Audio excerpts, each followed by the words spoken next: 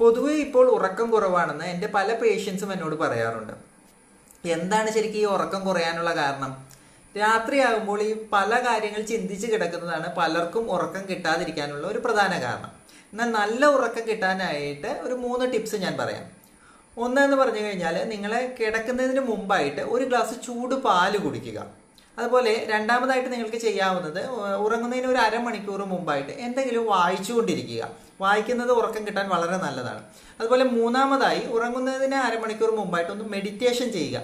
ഒരു 5 മിനിറ്റോ 10 മിനിറ്റോ മെഡിറ്റേഷൻ ചെയ്ത് കഴിഞ്ഞാൽ മൈൻഡ് പെട്ടെന്ന് റിലാക്സ് ആവുകയും അനാവശ്യ ചിന്തകൾ നമ്മളെ ആക്രമിക്കുന്നത് ഒഴിവാവുകയും നമുക്ക് നന്നായിട്ട് ഉറക്കം കിട്ടുകയും ചെയ്യും.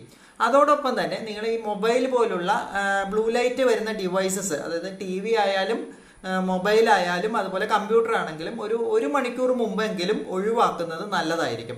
കാരണം അങ്ങനെ ചെയ്യുമ്പോൾ കണ്ണിന് പെട്ടെന്ന് വല്ലാതെ സ്ട്രെയിൻ ഉണ്ടാവുകയും നമുക്ക് നല്ല ഉറക്കം കിട്ടുന്നത് അത് തടയുകയും ചെയ്യും. ഇത് ഒഴിവാക്കുക കൂടി ചെയ്ത് കഴിഞ്ഞു കഴിഞ്ഞാൽ നന്നായിട്ട് നിങ്ങൾക്ക് ഉറക്കം കിട്ടുന്നതാണ്.